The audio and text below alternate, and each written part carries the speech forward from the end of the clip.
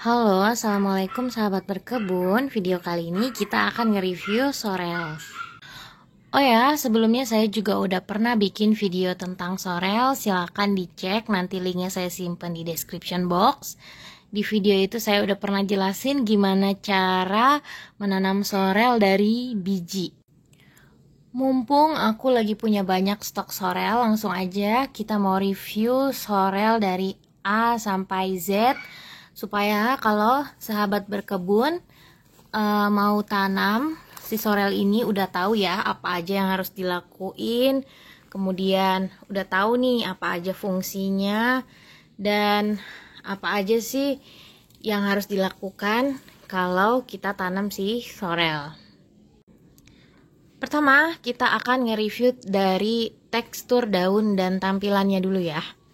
Nih, ini tuh mencolok banget warna merah dari urat-urat daunnya. Tuh, kalau diperhatikan ya, dia ini jadi daunnya itu agak bergelombang. Ini sering banget dipakai di menu-menu hotel bintang 5 ya. Biasanya ini dipakai untuk nge-garnish makanan ataupun dipakai untuk salad. Nah, si sorel ini memang agak mirip dengan daun beet ya. Buat yang udah pernah nanam beet pasti tahu kan, batangnya itu merah sama seperti buah beet ya. Umbinya beet itu sama kayak gini, batangnya merah. Sorel juga sama tuh ya, cuman bedanya kalau si sorel ini dia nggak ada umbinya di bagian bawah. Si sorel ini punya rasa yang cocok di lidah orang Indonesia ya. Dia ini rasanya asam, asam seger gitu, mirip daun oksalis atau daun hibiscus.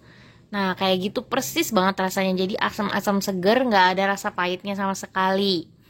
Beberapa sayuran itu kan nggak aman kalau dimakan dalam keadaan mentah ya.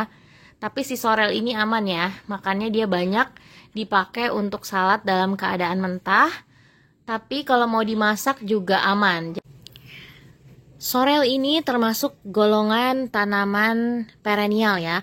Artinya cukup sekali tanam dia bisa bertahan sepanjang tahun, bisa dipanen berkali-kali. Ini kalau diperhatikan, sebentar ya, saya cari dulu contohnya. Nah, seperti ini. Jadi, misalkan kita tanam satu rumpun, biasanya nanti dia keluar lagi anakannya dari samping-samping.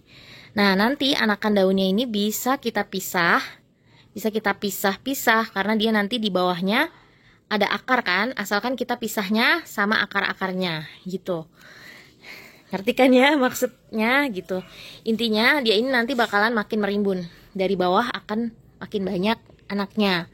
Jadi ini cocok banget untuk sahabat berkebun yang males nanam tanaman yang harus berkali-kali disemai dari biji gitu ya. Karena si sorel ini cukup sekali tanam, dia kuat hidupnya sepanjang tahun. Sedangkan kalau nanam sorel dari biji ini cukup lama ya. Saya udah pernah bikin videonya, nanti saya tampilin betapa kecil itu bijinya ya. Bijinya itu kecil banget. Dan kalau ditanam itu sproutnya atau kecambahnya pun nggak mudah ya, nggak terlalu mudah. Dan tumbuhnya pun biasanya disemai 100 biji yang jadi cuma 20, cuma 30. Jadi memang nanam si sorel ini agak susah gampang. Tapi kalau sudah jadi tanaman seperti ini, sorel gampang dirawatnya.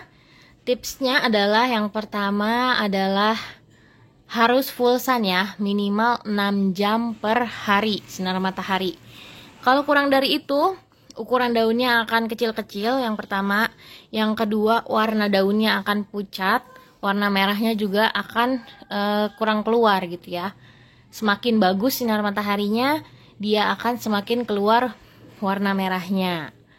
Nah, pertanyaannya dia ini cocok di dataran apa? Sepengalamanku yang di dataran menengah, dia bisa tumbuh dengan baik. Otomatis di dataran tinggi juga bakalan tumbuh lebih bagus lagi. Nah, kalau untuk di dataran rendah, saya kurang tahu karena saya belum pernah coba tanam di dataran rendah. Tapi aku pernah baca sharingan Instagram temenku yang rumahnya di dataran rendah dan dia nanam sorel.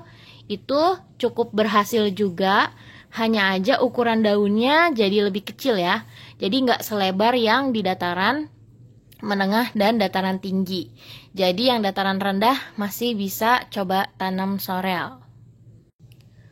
Untuk penyiramannya, karena dia ini butuh sinar matahari yang sepanjang hari, otomatis airnya juga harus dicukupi ya. Bisa disiram setiap hari atau disesuaikan dengan kebutuhan. Kalau lagi musim hujan ya nggak perlu siram-siram terlalu banyak, karena kalau nyiramnya terlalu banyak juga takutnya malah busuk. Mengingat nih batangnya si sorel agak lunak ya, bukan agak lunak, agak jenis batangnya ini bukan batang kayu.